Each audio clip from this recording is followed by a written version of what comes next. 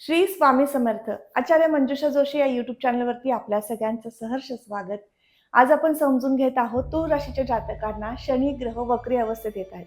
27 जुलै ते 11 डिसेंबर हाच तो कालावधी असणार आहे. 138 दिवस तुमच्या आयुष्यात काय घडू शकतं, तुम्हाला काय विशेष मिळू शकतं आणि कुठल्या गोष्टींचा संघर्ष आता थांबणार आहे आणि कुठल्या गोष्टीमध्ये अधिक संघर्षमय प्रवास सुरू करून देणार आहे, याबद्दल आपण आता समजून घेऊया. प्रथमतः समजून घेऊ शनी ग्रह आता सध्या स्थितीमध्ये गोचर अवस्थेमध्ये राशीपत्रिकेच्या तुमच्या कुठल्या स्थानामधनं गोचर करतात. पत्रिकेतील षष्ठ स्थान ज्या ठिकाणी मीन रास येते या ठिकाणी शनी ग्रहांचं गोचर आहे. शनी वक्री अवस्थेत येणं म्हणजे काय, तर पृथ्वीपासून आपण जेव्हा शनी ग्रहांना पाहतो त्यावेळेस त्यांची चाल जी आहे ती थोडीशी संथ गतीने झाल्यामुळे उलटी चालली आहे असं भास होतो, असा आभास होतो. या स्थितीला वक्री अवस्था येणं म्हणतात. त्याचबरोबर त्या ग्रहाची फळे ही थोडीशी कमी अधिक प्रमाणात मिळण्यास सुरुवात होते. या स्थितीला सुद्धा वक्री अवस्था असं म्हटलं जातं. मग शनी ग्रह तुमच्या पत्रिकेतील ज्या स्थितीमधून जातो आहे, ज्या मीन राशीतनं जातो आहे, तर त्या ठिकाणी षष्ठ स्थानाची फळे तुम्हाला अधिक कमी प्रमाणामध्ये मिळवून देण्याचं कार्य आता घडू शकतं. शनी ग्रह षष्ठ स्थानात आले की तुम्हाला राजकीय क्षेत्र, सामाजिक क्षेत्र यामध्ये उत्साहपूर्ण पदार्पण किंवा त्या ठिकाणी कार्य करताय तुम्ही, तर ते कार्य उत्तमरित्या करून देण्यासाठी प्रोत्साहन देतात. शनी ग्रहाचं प्रमुख कार्य काय? सेवाभावी वृत्ती वाढवणं, न्याय देणं, प्रत्येक गोष्ट कर्मनिष्ठेने आणि कठोरतेने करून घेणं, संयमपणा तुमच्यामध्ये आणणं, हे सगळं चांगलं फळ शनिग्रहच देत असतात. शनिग्रह वाईट आहेत, तुम्हाला अशुभता आणतात, तुमच्या आयुष्यामध्ये संघर्षमय प्रवास देतात, असं अजिबात नाही. शनिग्रह हे तुम्हाला तुमच्या कार्यामध्ये उत्तम तुम्हाला कसं मिळवून देता येईल, यासाठी कसा संघर्ष करायचा हे शिकवत असतात. एक उत्तम शिक्षक म्हणून शनी वारंवार तुमच्या आयुष्यामध्ये काम करत असतात.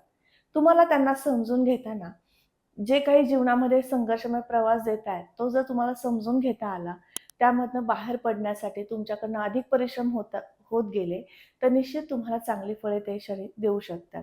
षष्ठ स्थान हे आरोग्याचं आहे. षष्ठ स्थान शत्रुपीडेचं सुद्धा आहे. षष्ठ स्थान राजकीय सामाजिक क्षेत्र या ठिकाणी कार्य करण्यासाठी पाहिलं जातं आणि षष्ठ स्थानच तुमच्या आयुष्यामध्ये एक रिअल इस्टेटमध्ये गुंतवणुकी करण्यासाठी सुद्धा पाहिलं जातं. बघा किती विशिष्ट स्थान आहे. हे त्रिक भाव आहे, परंतु या स्थानामध्ये चांगली आणि वाईट दोन्हीही फळं पाहिली जातात आणि या ठिकाणी जेव्हा शनी येतात तेव्हा आरोग्याचा तुम्हाला थोडासा नक्कीच त्रास होऊ शकतो. आरोग्याच्या तक्रारी निर्माण होऊ शकतात वक्री अवस्थेतील शनींमुळे. त्यामुळे विशेष तुम्हाला कंबर, पायदुखी, पोटदुखीच्या तक्रारी या दरम्यान होऊ शकतात. काळजी घ्यायची आहे. पाय पावलांमध्ये थकवा जाणवणं किंवा उष्णतेचा त्रास वाढू शकतो. या दरम्यान सुद्धा म्हणजेच नक्कीच हा पावसाळा सुरू असेल तरी सुद्धा तुम्हाला तुमच्या शरीरातील उष्णता, हीट वाढली आहे, तोंड येणं किंवा या काही तक्रारींमधनं सुद्धा जाऊ लागू शकतं. तरी सुद्धा या दरम्यान आपण विशिष्ट उपासना पाहणार आहोत, जेणेकरून तुम्हाला हा त्रास कमी कसा होईल, शमेल कसा याच्यावरती काम होईल. तसेच या षष्ठस्थानावरती राजकीय स्थिती, सामाजिक स्थितीचा सुद्धा उल्लेख प्रामुख्याने मी करेल. या स्थानावरून आपण पाहत असतो. शनी या ठिकाणी आले तुम्हाला सेवाभावी वृत्ती देतील, चांगलं काम करून देतील आणि त्यातनं नावलौकिक प्राप्त करून देतील. असं सुंदर फळ देतील. त्याचबरोबर ज्यांना रिअल इस्टेटमधील काम सुरुवात करायची आहे, तुम्हाला खरेदी विक्री करायची आहे, जमीन खरेदी करून ठेवायची आहे, तर अशांसाठी सांगू इच्छिते हा कालावधी उत्तम असेल. या दरम्यान तुम्ही खरेदी करून ठेवू शकता. त्याचबरोबर प्रॉपर्टी संदर्भातील एखादं कार्य जे तुम्हाला अर्थार्जनामुळे अडकलेलं आहे, अर्थात जर तुम्ही बँकेमध्ये प्रपोजल दिलं होतं की तुमचं एखाद्या लोन संदर्भातलं काम असेल, ते अडकलेलं होतं, ते आता मार्गी लागू शकतं. म्हणून सुद्धा हे 138 दिवस तुमच्यासाठी विशेष उत्तम असतील. त्याचबरोबर या दरम्यान शत्रुपीडा, थोडासा मत्सरघाताचा त्रास होऊ शकतो, म्हणून विशेष काळजी घ्यायची आहे. तुमच्या जवळची व्यक्ती, अत्यंत स्नेहभाव असणारी व्यक्ती सुद्धा तुमच्यासोबत थोडेसे मतभेद निर्माण करून देऊन किंवा जेलसी निर्माण करून देणारी स्थिती या वक्री अवस्थेतील शनी तुम्हाला प्राप्त करून देऊ शकतात. म्हणून विशेष काळजी घ्यायची आहे. नात्याची विण घट्ट ठेवायची आहे. नात्यामध्ये कलहवाद होत असेल तर त्या ठिकाणी शांत राहणं, संयम ठेवणं, कठोर न बोलणं हा सल्ला तुम्हाला देण्यात येतोय. त्याचबरोबर षष्ठ स्थानावरनं आपण ज्यावेळेस प्रत्येक ग्रह आपल्या विशिष्ट दृष्टीने प्रत्येक स्थानाला पाहतो, तेव्हा वेगळे फळ मिळतं आणि त्याच दृष्टीने शनी ग्रहांचे 3, 7 आणि 10 या 3 दृष्ट्या आहेत. शनी ग्रह प्रथमतः तिसऱ्या दृष्टीने अष्टमाला पाहणार आहेत. पहा, अष्टम स्थान अचानक लाभ प्राप्तीचं आहे. देरेहारी पलंगावरी कधीही शक्य नाही. अचानक लाभ म्हणजे काय? तुम्ही एखादं कार्य करून ठेवलं होतं, पाहू भविष्यामध्ये त्याचा उपयोग करू, असा विचार करून एखादी गुंतवणूक केली होती, एखादी प्रॉपर्टी घेतली होती, एखाद्या प्रॉपर्टी संदर्भातील कोर्ट केस होती.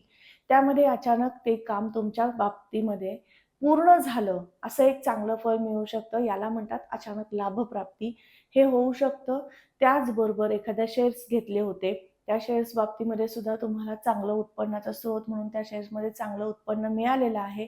असा सुद्धा चांगला फायदा होऊ शकतो. याला म्हणतात अचानक लाभप्राप्ती. दुसऱ्या दृष्टीने विचार केला तर हे संशोधन करण्याचं स्थान आहे. त्यामुळे तुमच्यामध्ये चिकित्सक बुद्धी प्राप्त करून देण्याचं कार्य शनी देतील. एखादं कार्य तुम्ही करताय, संशोधन विभागामध्ये तुम्ही काम करताय, तर तुमच्याकडनं भौतिकशास्त्राचा चांगला अभ्यास करून देण्यासाठी सुद्धा शनिग्रहांची ही दृष्ट्यात्मक फळे तुम्हाला मिळू शकतात. त्यामुळे उत्तम कालावधी तुमच्यासाठी असेल. दुसरी गोष्ट म्हणजे शनिग्रहांची सप्तम दृष्टी 12व्या स्थानावर असल्यामुळे तुमच्या कामाचा पाठपुरावा देशात विदेशात होऊ शकतो. त्यामुळे त्या निमित्ताने तुम्हाला पर्यटनाची संधी मिळू शकते. चांगलं काम केलंय, रिसर्च क्षेत्रामध्ये तुम्ही काम करताय आणि तुमचं एक उत्तम कार्य झालंय, त्याच्या निमित्ताने तुम्हाला परदेशात जावं लागलंय. असा एक प्रवासाचा योग आहे. ज्यांच्या बाबतीमध्ये या गोष्टी घडणार आहेत, त्यांना या गोष्टीतला तुमचा स्टडी सुरू आहे किंवा तुम्ही काम करताय आणि तुम्हाला हे फळ मिळालंय, नक्की शेअर करा. त्याचबरोबर 12वं स्थान हे परदेशात राहण्यासाठी, जाण्यासाठी पाहिलं जातं. मोक्षप्राप्तीचं हे स्थान आहे. अधिक खर्चाचं हे स्थान आहे. जेव्हा शनी वक्री अवस्थेमध्ये या ठिकाणी पाहतात, तेव्हा तुमच्याकडे खर्चिक वृत्ती जागृत करून देतात. अधिक तुमच्याकडनं खर्च होतो. थोडीशी ध्यानधारणा यामध्ये सुद्धा अस्थिरता निर्माण होऊ शकते. म्हणून योग्य पद्धतीने ध्यानधारणा व्हावी यासाठी मेडिटेशनचा पर्याय निवडायचा आहे. म्हणजे तुमचं ध्यान व्यवस्थित लागू शकेल आणि उपासना व्यवस्थित होऊ शकतील. खर्चावर मात्र आळा ठेवायचा आहे. एक कठोर निर्णय घ्यायचे आहेत, की मला खर्च करायचा नाही, या ठिकाणी मला गुंतवणुकी करायच्या नाही, योग्य पद्धतीने गुंतवणूक होतीये की नाही, हा विशेष बघण्याचा एक भाग असणार आहे. त्याचबरोबर शनी ग्रहांची 10वी दृष्टी जी पत्रिकेतील तृतीय स्थानावर येणार आहे, त्यामुळे तिसऱ्या घराची फळे तुम्हाला सुंदर मिळतील. तिसरं घर कशाचं आहे? मीडिया क्षेत्र, ग्राफिक, इंटरनेट या संदर्भातलं आहे. भावंडांच्या सुखाचं आहे, कीर्तिप्रसिद्धीचं आहे. तुम्हाला सांगितलंत, की तुम्हाला जर संशोधन कार्य सुरू आहे, तर त्याच्यामध्ये तुम्हाला नावलौकिक मिळणार आहे. त्याच पद्धतीने तुम्ही AI सॉफ्टवेअरमध्ये काम करता, तर तुम्हाला सुद्धा उत्तम फळ मिळू शकतं. तुम्ही इंजिनिअरिंग किंवा डॉक्टर क्षेत्रामध्ये काम करताय, सेवाभावी वृत्ती वाढणार आहे, चांगलं काम घडणार आहे. त्याचबरोबर नावलौकिक सुद्धा प्राप्त होणार आहे. अधिक परिश्रम, कठोर निर्णय आणि संयमाने घेतलेले निर्णय यांचे चांगले पडसाद तुमच्या आयुष्यात उमटवण्यासाठी हा टप्पा विशेष असतो. शनीची जेव्हा 10वी दृष्टी परिश्रम स्थानावर येते ना, तेव्हा परिश्रमातनं एक उत्तम अधिकार पदे भूषवण्याची संधी मिळत असते. ज्यांचं या संदर्भातलं शिक्षण सुरू आहे, MPSC, UPSC संदर्भातलं तुम्ही शिक्षण घेताय म्हणजे अभ्यास करणं सुरू आहे आणि त्याचं फळ मिळावं अशी अपेक्षा होती, ते मिळत नव्हतं. या दरम्यान तुम्हाला त्या फळांना प्राप्त करून घेता येऊ शकतं. या दरम्यान तुम्ही अभ्यास सुरू केला, त्याचा उत्तम प्रकारे तुम्हाला अभ्यास होणं, हेही चांगलं फळ तुमच्या परिश्रमाचं इथे मिळू शकतं. याचबरोबर हे भावंडांच्या सुखाचं स्थान आहे. पहा, तुमच्या भावंडांच्या समवेत चर्चा करताना नक्कीच वाणीवरती नियंत्रण ठेवायचंय. या दरम्यान तुम्ही स्पष्ट वक्तेपणाने बोलून माणसांना दुखावू शकता, म्हणून काळजी घ्यायची आहे. भावंडांच्या सोबतचे स्नेहभाव तसेच राहतील, या गोष्टीची काळजी तुम्हाला घेण्याचा सल्ला देण्यात येतोय. त्यांच्या आयुष्यामध्ये एखाद्या चुकीच्या गोष्टी घडतायत किंवा खूप वाईट काळातनं ते चाललेत, तर तुम्हाला त्यांना साथ सोबत करण्याची संधी आता शनी महाराज देतील. त्या गोष्टीचं सुद्धा उत्तम चांगलं फळ भविष्यात तुम्हाला मिळणार आहे. त्यामुळे हे कार्य करायला विसरू नका. तुम्हाला त्यांची सेवा करायची आहे किंवा त्यांची मदत करायची आहे असं समजून या सगळ्या गोष्टीतनं त्यांना बाहेर काढा. त्यांचा संघर्षमय प्रवास सुरू असेल तर त्यांना त्यातनं बाहेर काढण्याची संधी तुम्हाला शनी महाराज देत आहेत. ह्या गोष्टींचा विशेष उल्लेख तुम्हाला या ठिकाणी मी करून दिला. आता शनी ग्रहांची प्रत्येक ठिकाणी दृष्टी आल्यामुळे तुम्हाला काय काय फळे देणार आहे ते समजून घेता आलं. सांपत्तिक स्थितीमध्ये थोडीशी अस्थिरता, अधिक खर्च वाढवणं, आरोग्यासाठी खर्च करून देणं हेही फळ मिळणार आहे. मग आता या सगळ्या गोष्टी थांबवण्यासाठी कमी प्रमाणात त्याची तीव्रता प्राप्त व्हावी म्हणून तुम्ही काय कराल? तर सगळ्यात प्रथम शनी चालीसा पठण करायचं आहे. रोज किंवा दर शनिवारी शनी चालीसा पठण करणं तुमच्यासाठी उपयुक्त ठरेल. तसेच दररोज तुम्हाला शं शनैश्वराय नमः या बीजमंत्राचा जप करायचा आहे.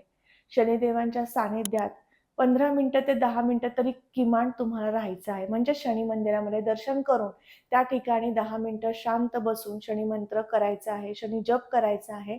याने चांगले फळ तुम्हाला मिळेल. कठोर परिश्रम होतील, पण त्या परिश्रमाचे सुंदर फळ तुम्हाला प्राप्त झालेले दिसू शकेल. तर आज आपण समजून घेतलं, तूळ राशीच्या जातकांना संपूर्ण 138 दिवसांचा टप्पा शनी वक्र अवस्थेमध्ये असताना कसा प्राप्त होऊ शकतो, कसे उन्नती प्रगतीचे योग येऊ शकतात याबद्दल समजून घेतलं. आजचा हा व्हिडिओ तुम्हाला कसा वाटला लगेचच कमेंट करून सांगायचं आहे. कमेंटमध्ये श्री स्वामी समर्थ लिहिण्यास अजिबात विसरू नका. तुम्ही आपल्या चॅनलवर नवीन असाल लगेचच चॅनलला सबस्क्राईब करा, बेल आयकॉनला क्लिक करा, तसेच चॅनलला जाऊन भेट द्या. यावर अनेक महत्त्वपूर्ण व्हिडिओज अपलोड आहेत, राशीफळ अपलोड आहेत आणि त्याचबरोबर जसे ग्रह परिवर्तन होतं, गोचर ग्रहांची स्थिती बदलते त्याविषयी सुद्धा माहिती आहे आणि याचबरोबर अत्यंत महत्त्वाची शृंखला वास्तू संदर्भातली सुद्धा सुरू केलेली आहे. तर त्याही माहितीची शृंखला तुम्ही नक्कीच जाणून घ्या, समजून घ्या. विना तोडफोड तुमच्या घरामध्ये अंतर्गत रचना बदल करून तुम्हाला वास्तू सकारात्मक कशी करता येईल आणि त्याची चांगली फळे कशी मिळवता येतील याबद्दल त्यात माहिती आहे. त्यामुळे समजून घ्या. त्याही व्हिडिओंना प्रेम आणि प्रतिसाद द्या. जसे या व्हिडिओंना तुम्ही नक्की पाहता आणि त्यावरती विशेष माहिती कमेंट्स देत असता, तसेच त्याही व्हिडिओला जाणून घ्या असा तुम्हाला विनंती करण्यात येते. पुन्हा भेटणार आहे अशाच प्रमुख माहितीला घेऊन, महत्त्वपूर्ण माहितीला घेऊन. तोपर्यंत आत्ता आपली रजा घेते. श्री स्वामी समर्थ. जय जय स्वामी समर्थ. रामकृष्ण हरी.